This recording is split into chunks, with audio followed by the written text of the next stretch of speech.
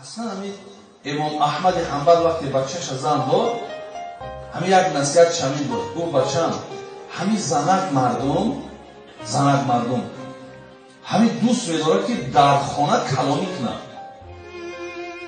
و معنی کلانی چیه؟ میخواد که همین خانه از آن او باشد